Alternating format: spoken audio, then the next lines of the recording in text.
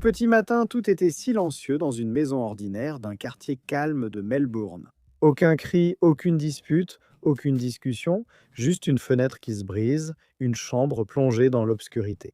Et en moins de 3 minutes, une vie entière allait être arrachée. Le plus troublant, ce n'était pas une intrusion aléatoire, ce n'était pas un cambriolage, ce n'était pas un inconnu. C'était quelqu'un qui observait depuis des mois, qui attendait, qui planifiait et qui croyait maladivement que cette jeune femme lui appartenait.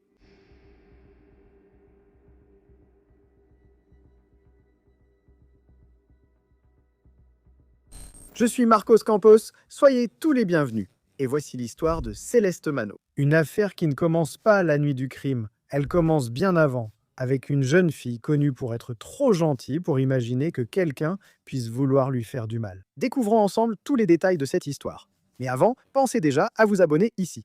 Laissez un like, un commentaire, même si ce n'est qu'un emoji, ça m'aide beaucoup. Si vous le pouvez, devenez membre. D'accord? Les messages sont passés, allons aux faits. Les faits.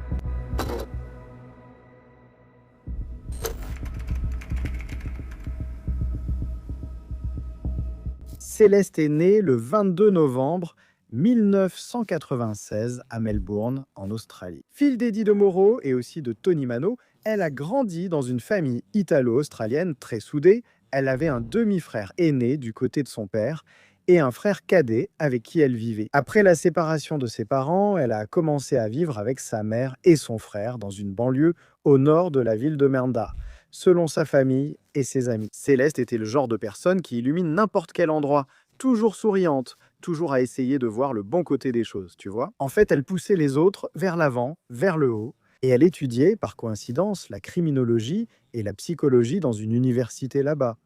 Et elle rêvait de travailler en aidant les gens, en comprenant les comportements, en prévenant les violences. Regardez ça. Pendant ses études, elle a travaillé dans un centre d'appel de Serco, prestataire du gouvernement australien. C'était un emploi assez ordinaire, mais elle se démarquait. Elle était polie, délicate et dévouée. Elle répondait aux gens avec empathie. En peu de temps, elle a été promue chef d'équipe, responsable de la coordination de l'équipe. Et c'est précisément là, dans cet environnement apparemment sûr, qu'elle a croisé le chemin de celui qui allait devenir son bourreau. Selon les registres officiels, c'était en 2019 lorsqu'un employé nommé Luai Neider Sako a été licencié de l'entreprise pour faible performance. Il avait environ 35 ans à l'époque et avait travaillé un peu plus d'1 an à cet endroit. Céleste n'était pas sa supérieure directe, mais comme elle était superviseuse et connue pour sa politesse, elle aurait accompagné l'homme jusqu'à la sortie, le jour de son licenciement. Et c'est à ce moment-là qu'un événement apparemment anodin s'est produit, quelque chose que, à l'époque, personne n'aurait pu imaginer comme étant le début d'une obsession mortelle. Mortal.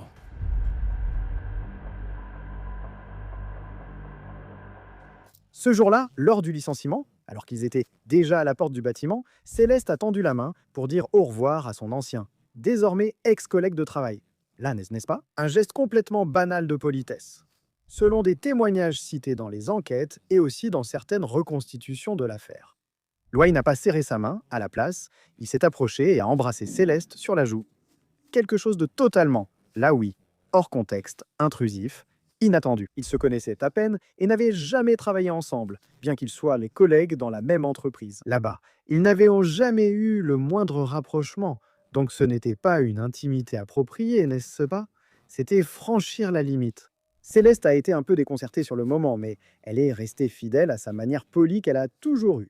Et elle a préféré ne pas créer de problème. À ce moment-là, le gaz était licencié et quittait l'entreprise, donc autant en rester là. Elle en a parlé plus tard à sa mère, qui a tenté de minimiser la situation en disant que c'était simplement un geste étrange. Peut-être quelqu'un qui a eu un coup de cœur et ne savait pas comment agir, elle a tenté d'arranger les choses, tu vois. Ce que personne ne savait, c'est que pour Loai, ce n'était pas juste un au revoir cette histoire, tu vois. Tu es responsable de ce que tu dis, mais pas de ce que l'autre comprend, n'est-ce pas? Quelques jours plus tard, il a retrouvé Céleste sur les réseaux sociaux. Et là, disons que c'est le premier lien, en fait c'était le baiser. Mais disons que c'est là que l'histoire a commencé à... Ils ont franchi la première étape, disons. À partir de ce moment-là, elle a commencé à recevoir des messages, au début des déclarations un peu confuses, des compliments exagérés, des phrases disant qu'il n'arrivait pas à arrêter de penser à elle. Céleste répondait à peine, parfois elle ignorait simplement tout ça. La vie continue. Mais le silence, au lieu d'éloigner l'homme, semblait nourrir quelque chose dans son esprit, quelque chose que l'on sait aujourd'hui être une obsession. Selon les dossiers du procès, les messages sont devenus quotidiens. De longs textes, des poèmes, des promesses d'amour, des affirmations qu'elle était la seule chose positive dans sa vie. Un homme de 35 ans écrivait à une jeune fille qu'il connaissait à peine, avec qui il n'avait jamais eu aucune relation. Céleste a commencé, bien sûr, à avoir peur. Elle a essayé d'être claire avec lui. Dans l'une de ses réponses, elle a dit qu'elle ne voulait rien, qu'elle se sentait mal à l'aise, qu'elle ne voulait aucun contact avec lui. Elle lui a demandé d'arrêter, mais évidemment, ça n'a servi à rien. Il a commencé à créer de faux profils quand il était bloqué, il changeait de compte, changeait de numéro, mais il continuait ce comportement. Puis le ton a aussi changé, certains messages sont devenus plus intrusifs, plus intimes, parfois même agressifs, mélangeant le manque d'affection avec la colère. Peut-être à cause du rejet, selon certaines sources proches de l'affaire, qui ont tout suivi de près. C'est à cette période-là qu'il a commencé à apparaître physiquement près de son travail, en garant sa voiture, attendant juste pour la voir sortir, tu vois. Céleste ne se sentait plus en sécurité, ni dans le monde virtuel, ni dans le monde réel maintenant. C'est alors que la famille a décidé que ce n'était plus simplement quelqu'un d'insistant. C'était une persécution, quelque chose de très effrayant, et la situation devait être prise au sérieux par la police.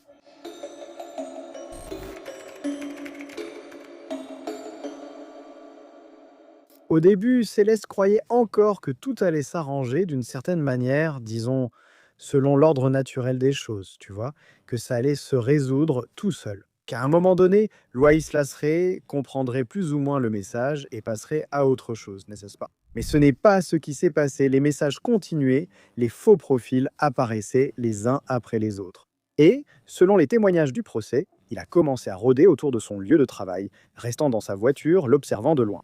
Mais de plus en plus, ce sentiment, tu sais, d'être surveillé a commencé à dominer la vie de la jeune fille.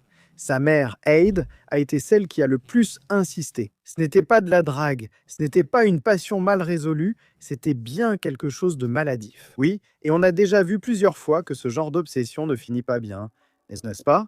Ça devient un vrai danger en 2019. Alors, la mère et la fille sont allées à la police pour signaler toute la situation, selon ce que la famille elle-même a rapporté après la presse. La première visite n'a pas apporté de réponse, du moins pas celle qu'elles attendaient, n'est-ce pas? On leur a conseillé de bloquer, d'ignorer, de changer leurs habitudes. Il n'y a pas eu à ce moment-là d'action immédiate qui interrompe réellement le contact, ce qui est dommage, n'est-ce pas? Le harcèlement a continué parce que, bon, bloquer c'est bien, n'est-ce pas? Tu ne fais pas attention, mais il faudra changer ta routine. La police doit aussi mettre la pression sur ce gars, tu vois? S'il continue, il faut agir. Ça va chauffer pour toi, parce que la personne qui est victime doit se débrouiller pour tout changer. Mec, c'est vraiment dur. Des mois plus tard, déjà en 2020, Céleste est retournée chercher de l'aide. Cette fois, elle a réussi à avancer légalement. On lui a conseillé de demander une ordonnance d'intervention, qui est une mesure d'éloignement. Vous savez, interdiction pour Louaï de s'approcher d'elle, de la contacter, d'envoyer des messages, de créer de faux profils, de s'approcher physiquement, de tenter toute forme de communication directe ou indirecte. Le 3 juillet 2020, la justice a officiellement accordé cette ordonnance. Donc sur le papier, tout semblait parfait, n'est-ce pas? Il ne pouvait plus s'approcher d'elle, et pendant une brève période, il semblait que ça allait marcher.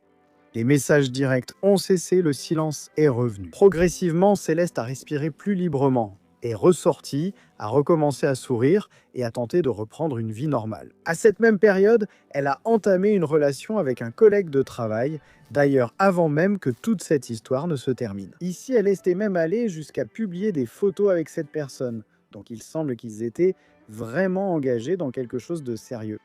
Eh bien, c'était comme si, après des mois à vivre dans la peur, elle essayait de reconstruire son propre bonheur. N'est-ce pas? Mais ce que Céleste ne savait pas, c'est que, même en silence, ce monstre, je ne sais pas ce qui se passait dans la tête de ce type, de ce Louaï, n'était pas parti. Selon l'enquête, il continuait à observer, à suivre sur les réseaux sociaux, à garder des images, à cartographier les routines. Et même interdit par décision de justice, il s'est manifesté à nouveau. En août 2020, elle a reçu un document envoyé par une lettre anonyme, une longue lettre, en fait, attribuée à lui, demandant que l'ordonnance restrictive soit levée. Il affirmait que sa vie avait été détruite, qu'il ne pouvait plus travailler, que sa mère était malade. Céleste a apporté cela à la police. L'action de l'ordonnance a été enregistrée, mais malgré cela, il n'a pas été arrêté. À ce moment-là, la menace était officiellement documentée. Le risque était à nouveau réel. S'il avait jamais cessé de l'être, ce n'était pas le cas. Mais en pratique, rien n'empêchait le gars de continuer.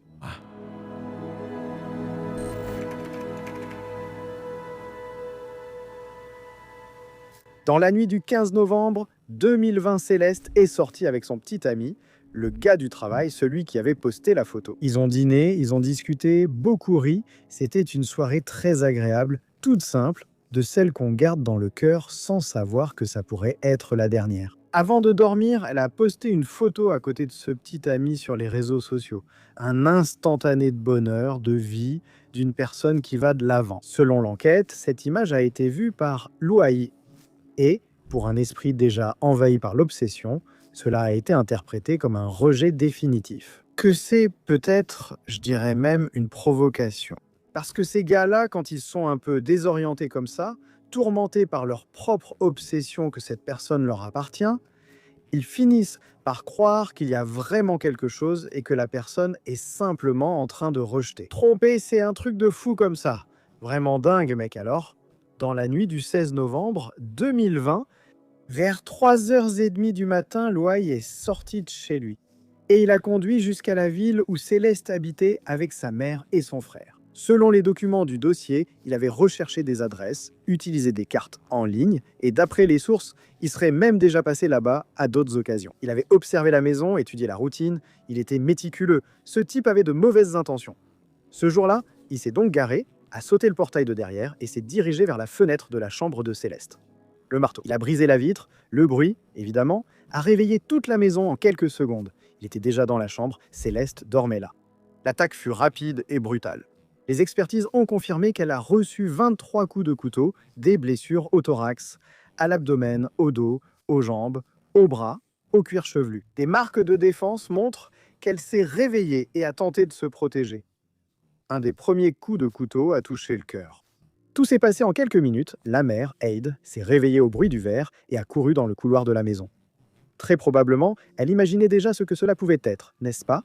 Imaginez le désespoir. En ouvrant la porte de la chambre de sa fille, elle a vu une scène horrible qu'aucune mère ne devrait voir.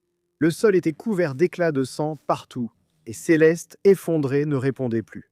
Désespérée, elle a alors essayé de ranimer sa fille pendant que le frère appelait les urgences. Les ambulanciers sont arrivés rapidement, mais non, rien n'a pu être fait. Céleste Manot avait 23 ans et elle était morte dans sa propre chambre. Louaï s'est enfui des lieux, mais il n'est pas allé loin. Peu de temps après, encore cette nuit-là, il s'est présenté dans un commissariat dans un état d'agitation et a avoué ce qu'il avait fait. Il a été arrêté en flagrant délit. Ensuite, mais sur les lieux du crime, la police a trouvé le couteau, le marteau et des documents qui reliaient directement son véhicule à la région. À cette heure-là, l'obsession qui avait commencé par des messages et du harcèlement se terminait maintenant par un meurtre. Je vous demande, est-ce que cela aurait pu être évité pour Céleste? Après son arrestation, Louaï Sacco a été interrogé et a subi une série d'évaluations psychiatriques. Le dossier du procès indique qu'il souffrait de graves troubles de la personnalité, de dépression et d'une image de soi déformée. La défense a même tenté de soutenir qu'il n'était pas pleinement maître de lui-même au moment du crime. Selon certaines sources non officielles citées dans des reconstitutions de l'affaire, il aurait déclaré entendre des voix et aurait même mentionné une entité féminine qui le guidait. Supposément. Ces détails, cependant, n'apparaissent pas directement dans les documents centraux du tribunal, étant traités comme des récits secondaires et non comme la version juridique principale. Mais bon, je n'en douterai pas, tu vois. On a déjà vu ça arriver plusieurs fois. Ce qui a été prouvé, disons officiellement, c'est autre chose. Louaï savait exactement ce qu'il faisait.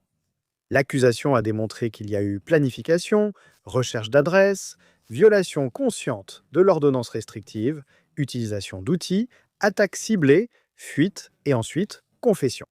Donc cela n'a pas été considéré comme une crise psychotique, mais comme un crime prémédité motivé par l'obsession et le rejet. Le rejet.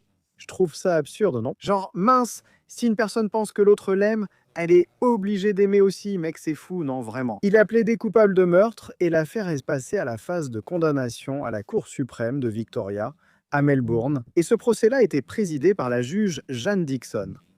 Pendant les audiences, la famille de Céleste a lu des déclarations très émouvantes. La mère a parlé de sa fille comme d'une jeune femme douce, généreuse, pleine de projets. Le frère a évoqué le vide laissé à la maison, le père sa culpabilité de ne pas l'avoir protégée.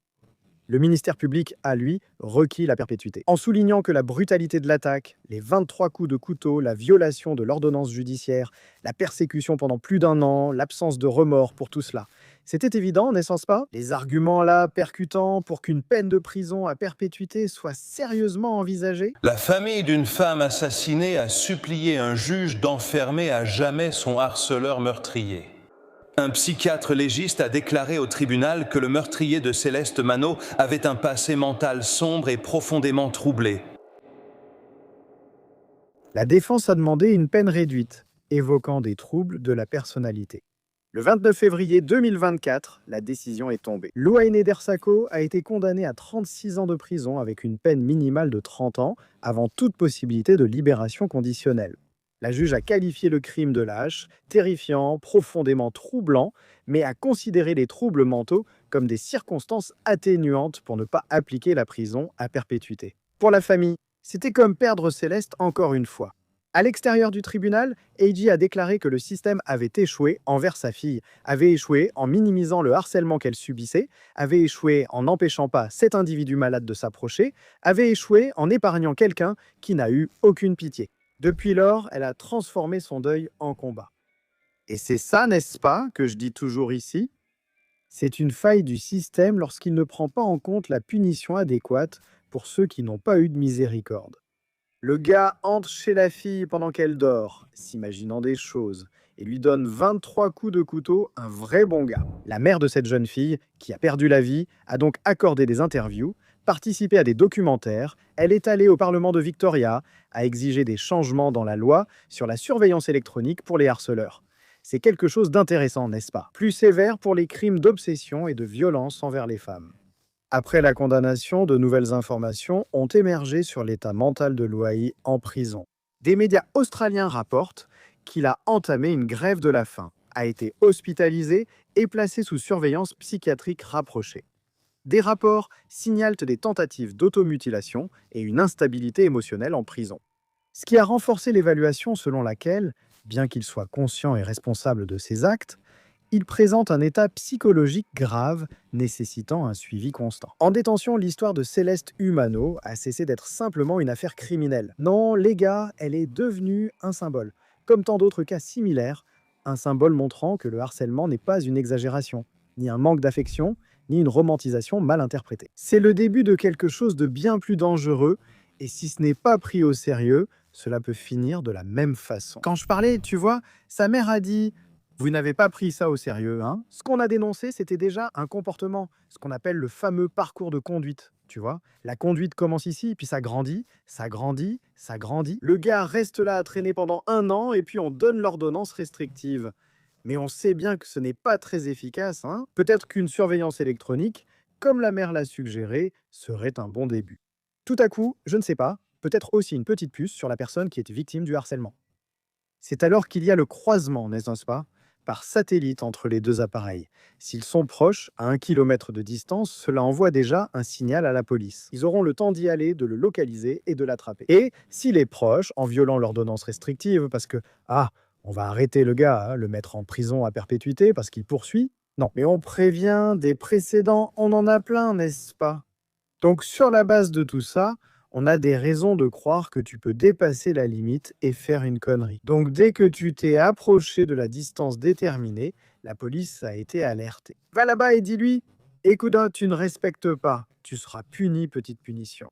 Quelques bonnes années de prison, c'est ça, mais je sais pas, c'était juste une idée qui m'est passée par la tête en écoutant la déclaration de la mère. Tu vois? C'est compliqué, hein, mec. Il faut aussi se mettre à la place des autres pour, je sais pas, faire le minimum, s'indigner et, je sais pas, chercher des solutions. Nous, en tant que société, on a peut-être des mécanismes, tu vois. Parfois, Il faut mettre son orgueil de côté et se concentrer sur le bien commun. Mais ça, c'est un sujet pour un autre épisode. Je veux que tu partages cette vidéo ici pour que plus de gens comprennent. Peut-être que ça peut aider quelqu'un, tu vois, qui traverse une situation similaire. Abonne-toi à la chaîne pour ne rater aucune histoire. Et dans les commentaires, dis-moi, tu penses que quelqu'un a failli à Céleste? Je te remercie énormément pour ta compagnie. Rappelle-toi qu'ici, les crimes ne sont pas racontés juste pour le divertissement. Ça va bien au-delà de ça. On raconte ces histoires pour qu'elles ne se répètent pas. Un bisou du roux, à bientôt pour le prochain épisode ou